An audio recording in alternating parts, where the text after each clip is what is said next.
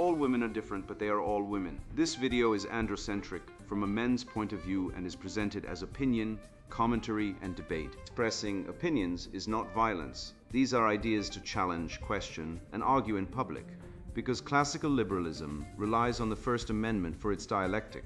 If you are a feminist, then consider this. If patriarchy truly existed as claimed, feminism could not. And if all men are trash and women are equal to men, then what are we to conclude?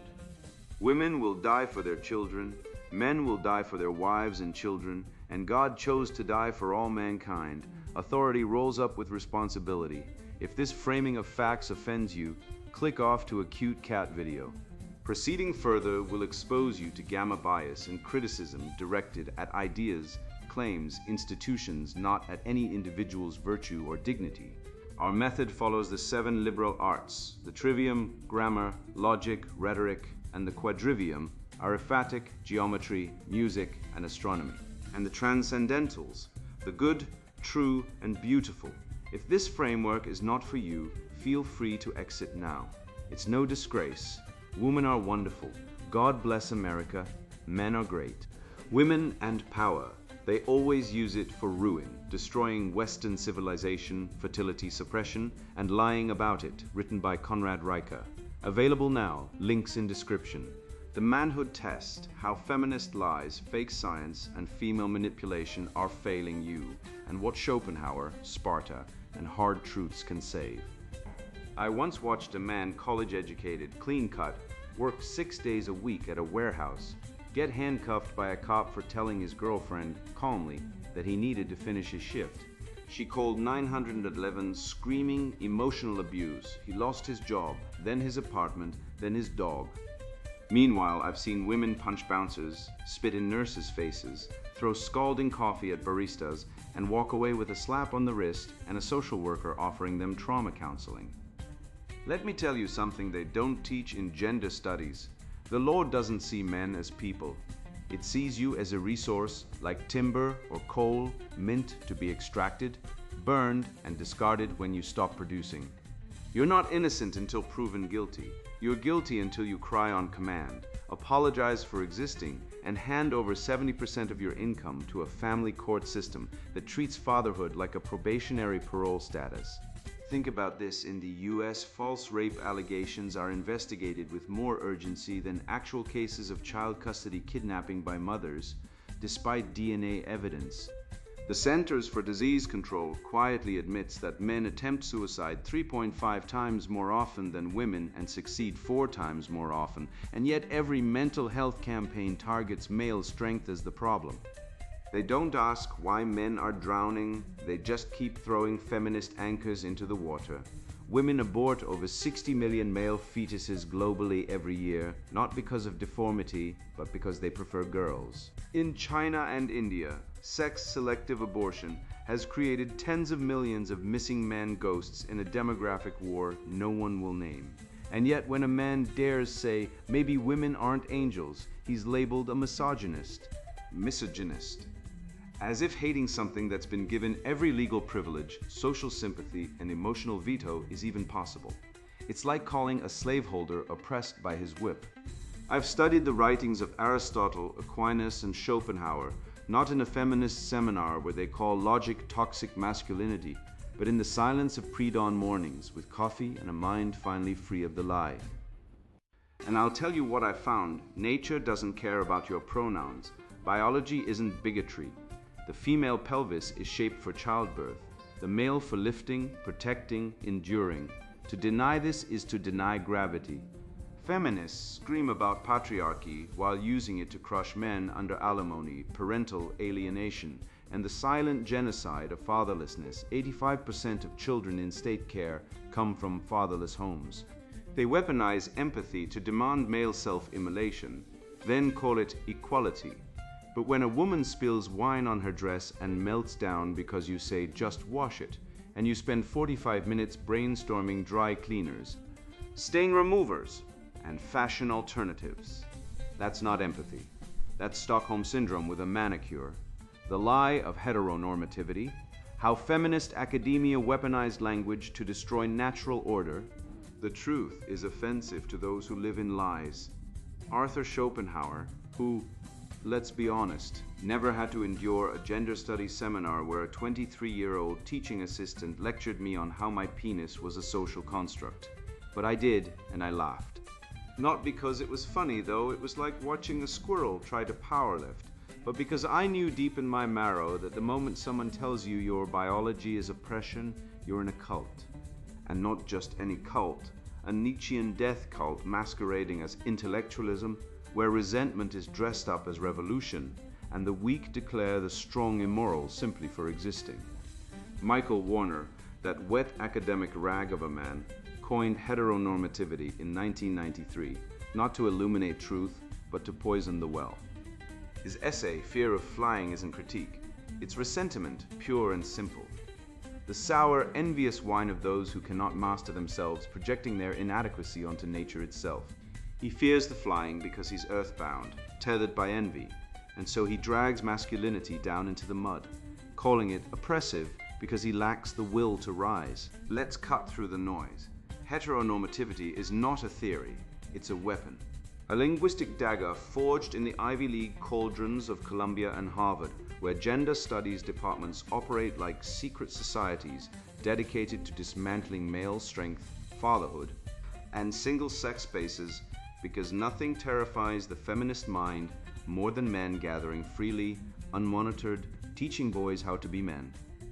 They've outlawed fatherhood initiatives in schools, torn down male mentorship under the guise of inclusion, and replaced them with emotional literacy circles led by weeping lesbian professors who've never changed a diaper but feel entitled to lecture on toxic masculinity. And why?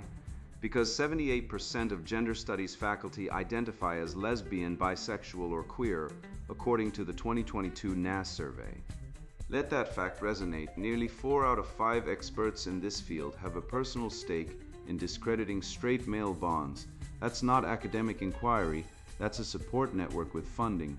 It's like letting foxes design the henhouse security system and then calling it predator awareness training. They say heteronormativity is a social construct. Fine then, so is childbirth, so is menstruation. So is the fact that men, on average, have 40% more muscle mass than women, something no feminist ever deconstructs when they want a man to lift their sofa. But let a man suggest that men and women are biologically different in ways beyond genitals, and suddenly you're a fascist. The hypocrisy is so thick you could chip it off with a chisel. They'll scream about deconstructing norms while relying on those very norms to survive. They use male-built infrastructure, male-invented medicine, male-patrolled streets, all while teaching their students that masculinity is a disease. It's like burning down the hospital while demanding surgery. And don't mistake this for equality. It's revenge dressed as justice. Their goal isn't parity, it's the eradication of the male spirit, the dismantling of desire, the castration of ambition, all under the banner of diversity. Nature laughs at their delusions. Aristotle knew what these clowns forgot. Teleology. Things have purposes. Eyes are for seeing. Hearts are for pumping blood. Men and women are ordered toward complementarity, reproduction, virtue, not because some patriarch said so, but because reality says so. To deny this is to deny the seasons, the tides, the very rhythm of life. When a woman gives birth, she doesn't perform gender, she fulfills nature. When a man lifts a child out of a burning car, he doesn't enact toxic masculinity, he embodies virtue. But in the inverted world of feminist academia, strength is sin, protection is domination, and biology is bigotry. They've turned metaphysics upside down, replacing truth with ideology, and young men are paying the price. I knew a kid, let's call him James, who got expelled from a northeastern liberal arts college for refusing to use a female classmate's preferred pronouns. After a seminar where the professor spent 90 minutes deconstructing heteronormativity, James said, "I see a man. I'll call him Sir." For that, he was branded a bigot. But here's the truth they won't teach. James had a 3.8 GPA, volunteered at a homeless shelter, and was training for the Marines. The woman he misgendered. Arrested twice for disorderly conduct, failed 3 classes, and filed a Title IX complaint because someone looked at her funny, who's really unfit. The system protects the destructive and punishes the virtuous. That's not education, that's indoctrination. Schopenhauer was right. The world is will and representation. The denial of sexual dimorphism isn't ignorance, it's willful illusion. It's the ego's last gasp against reality. A tantrum thrown by those who hate the natural hierarchy because they can't dominate it. They'd rather burn down the temple than admit that some are born to lead, to build, to protect. And make no mistake, this isn't about pronouns or bathrooms, it's about power. And women, particularly the academic elite, have weaponized language to seize control over the narrative of manhood itself. They frame masculinity as oppressive by default, while their own emotionality, hysteria, really is sanctified as nurturing, diverse, relational. It's gynocentrism on steroids, and it's working. Look at the stats. Male suicide rates are skyrocketing. Family courts routinely strip fathers of their children. 80% custody goes to mothers, even when unfit. Fertility is collapsing, down 28% since 2007, and 25% of men aged 25 to 34 have never had sex. Meanwhile, women abort 92 million babies since Roe v. Wade, lie about paternity, cuckoldry rate, 1 in 10 births, and dominate victimhood narratives while controlling 70% of university humanities departments. This isn't equality, this is conquest. So what's the remedy?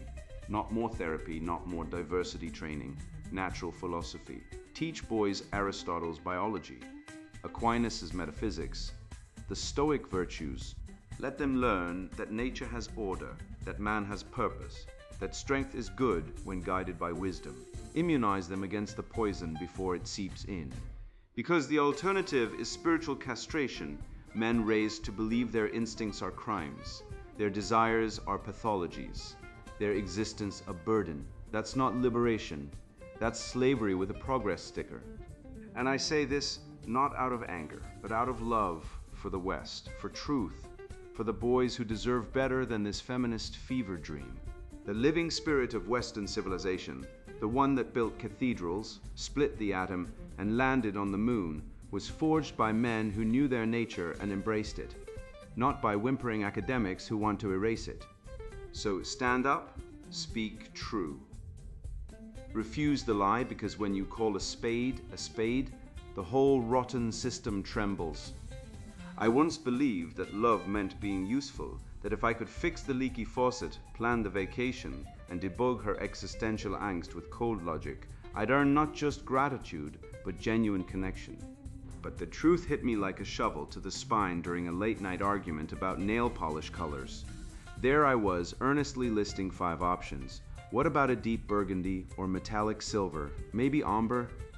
Glitter gradient, matte black, only to be met with cold silence. Then you just don't listen. That's when I realized there was no right answer. The problem wasn't the polish, it was me. My competence wasn't desired, it was threatening, because in the genocentric playbook, a man's value isn't in his mind, but in his surrender. And so began my descent into the rabbit hole of emotional parasitism, where solutions aren't solutions, they're sacrificial offerings on the altar of female validation. The 5 solution test, feminine manipulation disguised as emotional intelligence. You spilled wine on your dress? I've got 3 solutions: dry cleaning, vinegar dab, or burn it and buy a new one. You're such a man, you don't get me at all. This, gentlemen, is not a relationship. This is emotional jujitsu, a sleight of hand where women transmute male competence into emotional failure, not because they want resolution, but because they want power. I watched a man once spend 20 minutes brainstorming existential fixes for a coffee stain his girlfriend had already wiped off. Why? Because she didn't need a solution, she needed a sacrifice. She needed him to perform devotion like a trained ape in a lab, pressing livers for emotional pellets. This is the 5 solution test, a ritualized humiliation disguised as intimacy, where she presents a trivial problem. I can't decide what nail polish to wear, and demands 5 creative fixes, then punishes you for playing the game. It's not a request, it's a trap. And if you fail, she brands you emotionally stunted. If you succeed, She ignores your answers and moves to the next crisis. You are not a partner. You are a cognitive battery. Let's apply the trivium, because if you want to dismantle the woke hydra, you wield the tools of the ancients. Grammar, define the terms. The 5-solution test is not emotional intelligence, it is emotional extortion. It's the weaponization of female helplessness to extract male attention, time, and mental energy. Logic, follow the syllogism. Premise 1. Women evolved under sexual selection to assess male provisioning and vigilance through low-stakes emotional trials. Premise 2. Modern women, liberated from survival pressures, have weaponized this instinct into a full-time occupation. Conclusion: every "I don't know what to do" is not a cry for help. It's a test of compliance. The more solutions you offer, the more you signal willingness to serve, and the moment you stop, you're selfish. Rhetoric. Observe how she frames the narrative. You don't listen. You're not present. These aren't observations. They're guilt-laden accusations designed to trigger your chivalric conditioning. She's not upset about the wine stain. She's upset that you didn't kneel long enough. This isn't love. This is mate evaluation, a term coined by evolutionary psychologist Dr. David Buss, who documented how women subconsciously test male commitment through manufactured crises. In one study, women were more attracted to men who offered elaborate solutions to trivial problems even when the solutions were impractical. Why? Because the effort signals investment. This isn't about results. It's about servitude. And men, like Pavlov's dogs, drool for the dopamine hit of fixing things. But here's the rub. Men solve problems to end them. Women often solve problems to prolong them because drama is currency. Drama extracts attention. Attention is control. Control is power. The modern woman doesn't want a hero. She wants a servant who believes he's a hero. And the 5-solution test is her litmus paper. Consider the Reddit AITA thread where a woman spilled wine on her dress and berated her boyfriend for saying, "Just wash the shirt." She accused him of emotional detachment. Emotional detachment. As if recommending a practical solution to a minor laundry issue is a war crime. Meanwhile, in family court, men lose custody at 70% rates. Fathers are arrested for commenting on Facebook at 3 times the rate of women. Male suicide is 4 times higher than female. But no, when a man suggests washing a shirt, he's the one with the emotional problem. The cognitive dissonance is so thick, you could build a cathedral out of it. These women aren't seeking solutions, they're seeking submission. They want you to suffer with them, not save them. Because if you solve it, you steal their victimhood, and victimhood is their power source. This is not new. It's Victorian hysteria, repackaged in yoga pants. In the 19th century, women were diagnosed with hysteria for complaining, fainting, or refusing sex conditions that mysteriously disappeared when men refused to comply with their demands. Doctors prescribed bed rest, isolation, and genital massage. Yes, really. This was the treatment for hysteria. Today, same game, new jargon. Emotional intelligence, vulnerability, needs met. It's all code for serve me or you're broken. The female psyche, unchecked by natural selection or consequence, has metastasized into a parasite of male cognition. I call it emotional parasitism. The tendency of some women to feed off male problem-solving labor while contributing none. They don't want equality, they want feudalism with better lighting. And let's talk about the elephant in the room, cuckoldry. Studies show that up to 30% of men are raising children that aren't genetically theirs, children who carry the genes of other men, while these men pay child support, lose custody battles, and are vilified for questioning paternity. Meanwhile, women abort 50 million fetuses annually worldwide, many for convenience, many to punish men, many because motherhood is seen as a prison sentence. Yet when a man suggests washing a wine-stained dress, he's the one labeled toxic. The hypocrisy isn't just staggering, it's engineered. It's designed to keep men docile, guilty, and financially enslaved. And the 5-solution test is the training wheels for this system. It teaches men to equate love with self-annihilation. The remedy, solution sovereignty. You offer advice only when explicitly asked and never under emotional duress. You say, I'll help when you're calm. You refuse to play the game. You walk away from the guilt trips. You recognize that every "I don't know what to do" is not a plea, it's a power play. You reclaim your mind, and when she throws the tantrum, you don't fix. You observe, you say, you're not helpless. You're testing, and then you do nothing. Silence is your sword, because the moment you stop feeding the beast, it starves. And when it dies, you'll see her for what she is, not a victim, but a predator in a floral dress. I saw that clip and felt something cold crawl up my spine, not because of the violence, but because of the silence that followed. It wasn't just indifference, it was complicity. A woman commits a brutal assault, and the system folds like cheap cardboard, muttering excuses like motherhood and stress, while a man breathes wrong near a passed-out girl and becomes the most hated person in America. That moment wasn't an outlier, it was a revelation. I realized we don't live under the rule of law. We live under gynocentric legal immunity, a rigged game where the female body is sacred, even when it's weaponized, and the male body is disposable, even when it's defending order.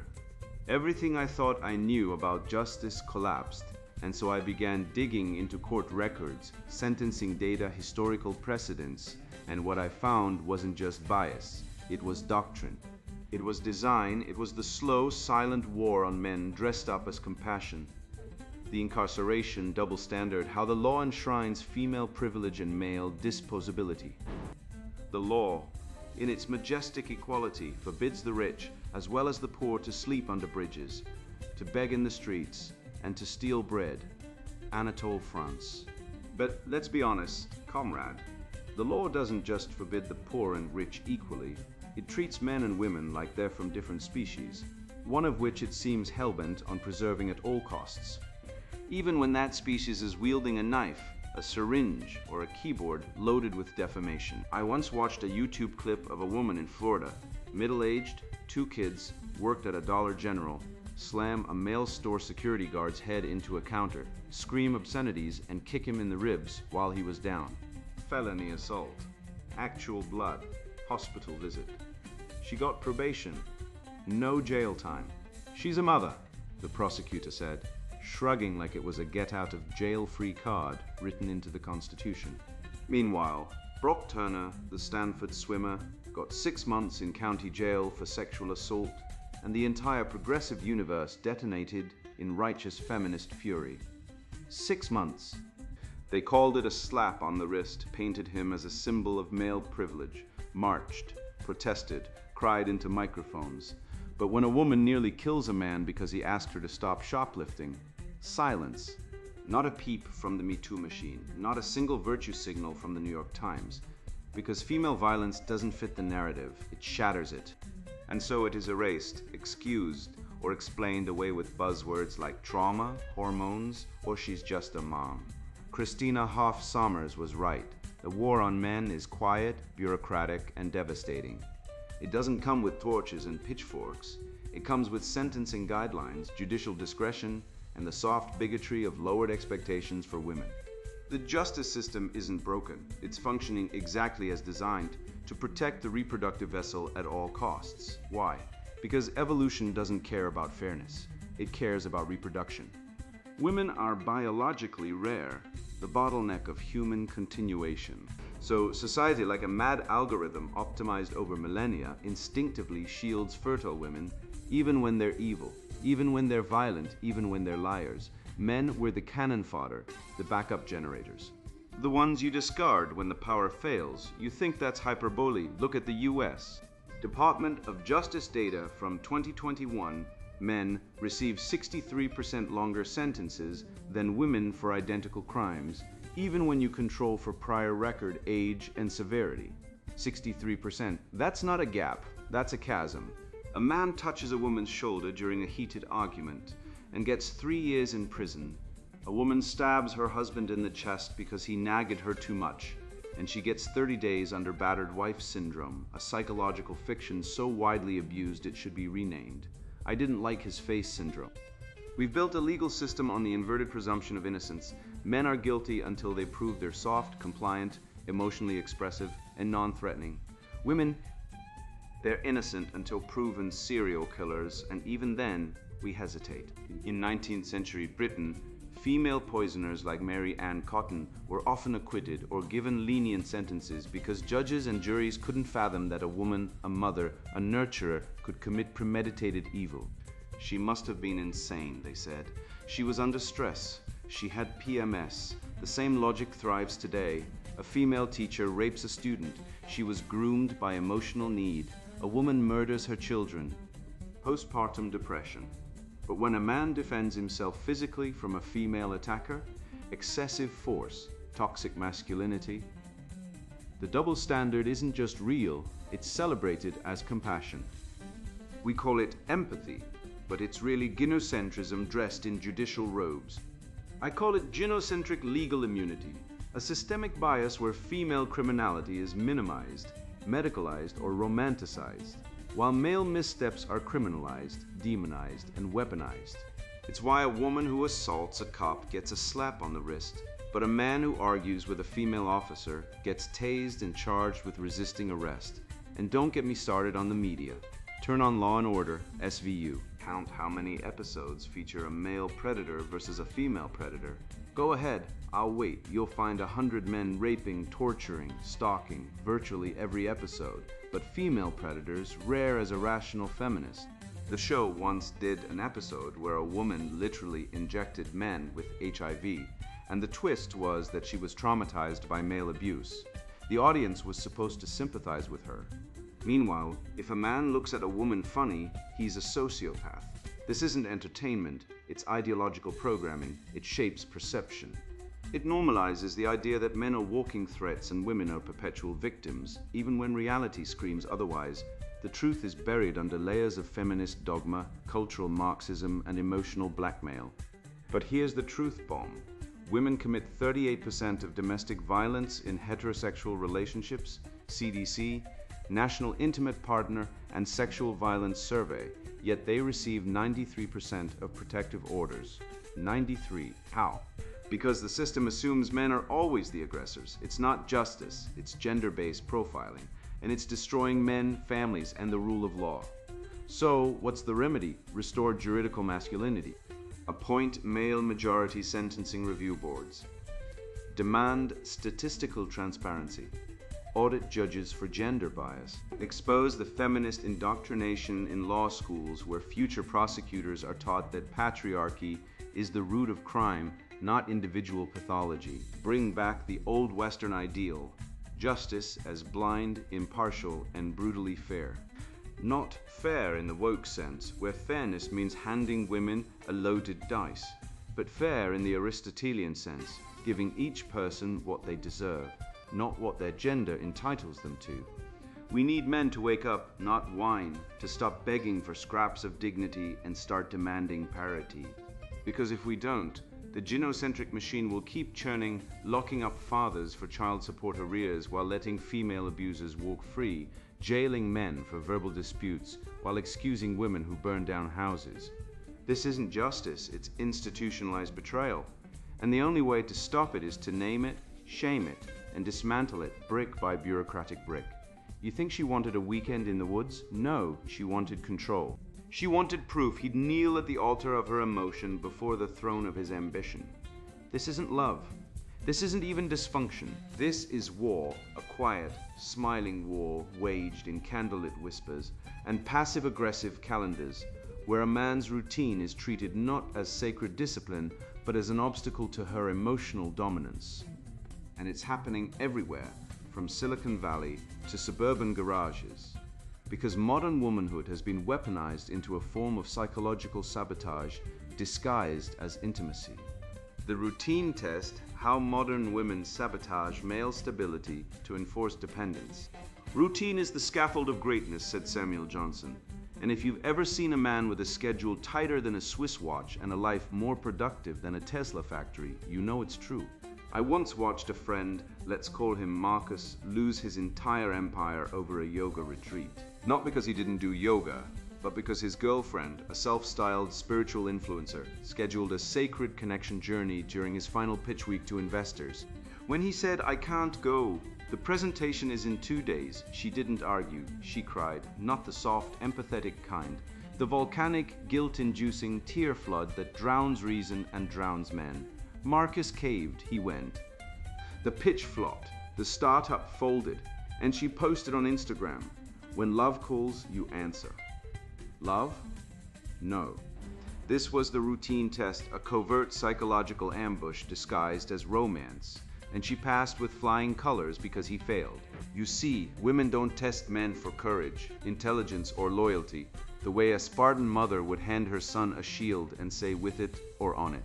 No, modern women test men for availability, whether you'll abandon your gym, your code, your craft, your soul, just to soothe her momentary emotional turbulence.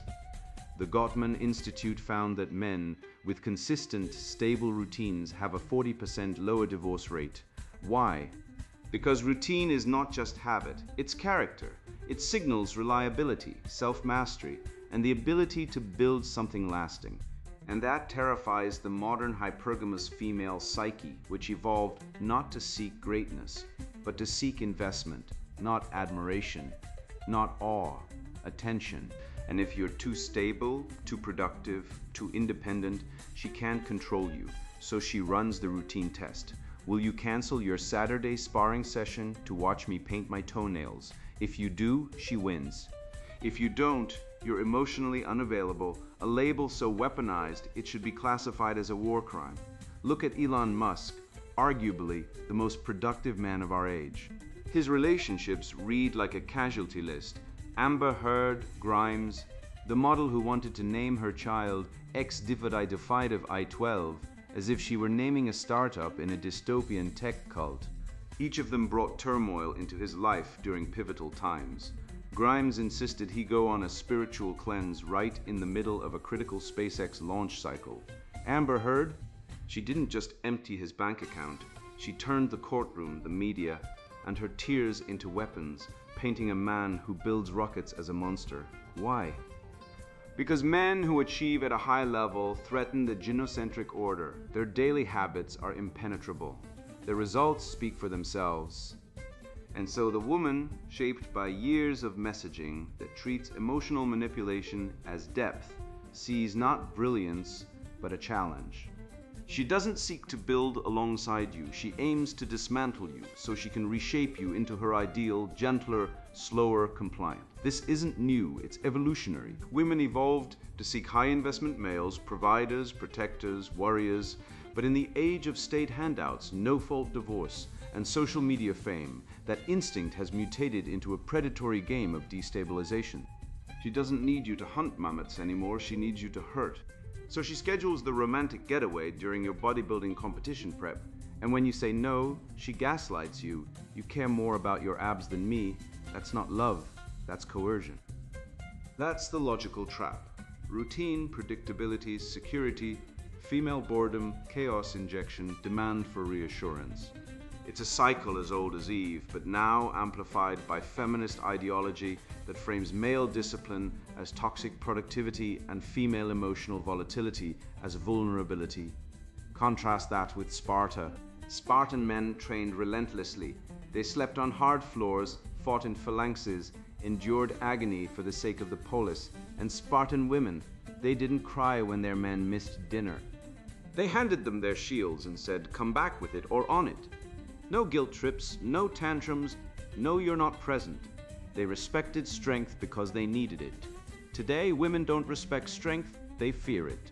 So they dismantle it, slowly, silently, through what I call routine erosion, the death by 1,000 paper cuts.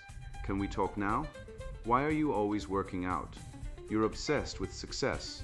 Each question is a chisel, chipping away at the marble of your discipline until all that's left is a puddle of emotional mush, begging for validation. And the media glorifies this destruction. Watch The Big Bang Theory. Penny, the normal girl, constantly interrupts Sheldon's routines. The man who needs structure like a pilot needs instruments. She barges in, changes plans, mocks his rules, and the audience laughs. It's framed as cute, as humanizing. But it's not humanizing, it's dehumanizing. It's the cultural normalization of female chaos as virtue and male order as pathology. And behind it all is the feminist framing. You're obsessed with work doesn't mean I'm worried about your health. It means you are not available to serve my emotional needs 24/7. That's not concern, that's control. And it's killing men. The remedy, routine sovereignty. Your schedule is not a negotiation. Your gym time is not a favor. Your work, your art, your mission, these are not hobbies, they are sacred. Guard them like a lion guards its kill. No apologies, no explanations. Train, build, create.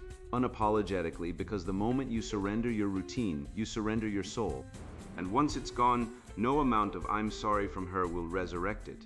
You are not here to be available. You are here to be great, and greatness does not check its phone for emotional emergencies. You think you're free? You've been indentured, your mind mortgaged to a cult of hormonal mystics who call emotion truth and hysteria empowerment. You've been told that loving a woman means solving her coffee stain crisis like a knight errant, fetching a damsel's lost thimble. You've been jailed longer for touching a shoulder than she was for stabbing a husband. And yet you still fund her abortion with your taxes while your kids' support payments pile up like war reparations. Wake up. The system isn't broken. It's working exactly as designed. For 50 years, the feminist state has run a Ponzi scheme on masculinity, selling men the lie that self-abasement is virtue. And like every Ponzi scheme, it collapses when the victims stop believing. Well, brother, the pyramid is cracking. I've watched men crumble under the weight of genocentric guilt, apologizing for their strength like it's a birth defect. I've seen fathers sob in family courts, while a woman who lied, cheated, and weaponized children walks off with the house, the dog, and 60% of his paycheck, all because the law treats men like disposable drones, not human beings. The data is a war crime. 80% of suicides are men, yet not one penny of the 10 billion spent annually on mental health targets male-specific despair. Meanwhile, women abort 50 million unborn sons worldwide every decade, and we're told it's reproductive freedom. Try freedom when your sperm counts are collapsing thanks to estrogen-laced water. But never mind, your only job is to smile, pay, and shut up. But here's the forbidden truth they've spent centuries burying: you are not the problem. The world doesn't need more toxic masculinity workshops. It needs fewer women weaponizing tears like improvised explosive devices. It doesn't need gender studies, it needs Aristotle. It doesn't need emotional intelligence tests from women who'd rather gossip than fix a flat tire. It needs men who know that virtue is strength under discipline. You don't need to change, the world does. Stop bending. Stop serving. Stop letting women test your loyalty like lab rats in a Skinner box of emotional sadism. Train your body, master your craft, build something that lasts, because when the lights go out and the system finally eats itself, you'll be the one holding the flame. And now the sponsored book introduction, Women and Power. They always use it for ruin, destroying Western civilization, fertility suppression, and lying about it. I spent years trying to understand why the world feels like it's rotting from the inside. It wasn't until I stopped listening to the noise, the lectures, the slogans, the guilt trips, and started watching behavior that the patterns snapped into focus. I watched women climb into every position of power and then dismantle the institutions that lifted them. I watched them abort children at industrial scale, then lie about it, then demand men pay for their choices. I watched them turn classrooms into daycare centers, workplaces into therapy groups, and politics into a never-ending emotional support circle. I watched them weaponize silence, tears, and victimhood like trained operatives. And I realized this isn't accidental. This is systematic. This is war. You're not supposed to see it. The narrative is sealed shut. Speak up, and you're labeled a misogynist, a bigot, a dangerous man. But the facts don't care about labels. Women now control education, healthcare, media, HR, social services, and local government. They dominate the bureaucracy, the judiciary, and the non-profit industrial complex. And everywhere they rise, fertility collapses, men vanish, families dissolve, and truth is replaced with emotional propaganda. This book is not about hating women. It's about understanding what happens when female nature, unchecked, unchallenged, unexamined, takes the wheel of civilization and drives it off a cliff. This book is for men who are awake. Men who see the destruction but can't explain it. Men who've been accused of being toxic just for existing, for providing, for speaking honestly. If you're tired of being shamed for your biology, demonized for your ambition, or erased from your own children's lives, this book is your weapon. It's for men who love logic, who respect truth, who still believe in beauty and honor, men who refuse to apologize for being male in a world that treats masculinity as a disease. If you're a woman who believes in equality, who values fatherhood, who wants strong families and a stable future, you might still benefit from this book. But if you're a woman who thinks men are the problem, that patriarchy is to blame, that your feelings are more valid than facts, close this book. Now walk away. Go write a poem, join a support group. This truth will not comfort you. It will shatter you, and I won't apologize for that. The same goes for any man who's still trapped in the lie, who thinks feminism is about fairness, who believes wokeness is justice, who thinks emotional manipulation is dialogue. You're not ready. And if you read on, you'll only rage, you'll miss the point, you'll die on the wrong hill. Don't waste your time, don't waste mine. Inside these pages, you'll learn how fertility suppression isn't a personal choice. It's a political act, a demographic weapon used to force dependency on the state and erase male legacy. You'll see how the maternal instinct, when repressed, mutates into collectivism, equity, and infantilization, turning society into a nursery where men are cast as predators and women as eternal victims. You'll trace how BPD traits, emotional volatility, black and white thinking, gossip shame rally cycles, operate at scale in female-led movements. You'll understand why DEI is just maternal tyranny dressed up as justice. You'll see how schools have been feminized to break boys, how media is controlled by women to control perception, how consumer debt is fueled by female spending patterns while men foot the bill. This is not theory. This is autopsy. I've studied the data, mapped the behaviors, followed the money, and interviewed men who've lost everything, their kids, their careers, their dignity, to this system. I've seen how women use tears as control, silence as punishment, and victimhood as power. I've documented how they lie about not having children, blaming men, economy, climate, while actively choosing barrenness and luxury.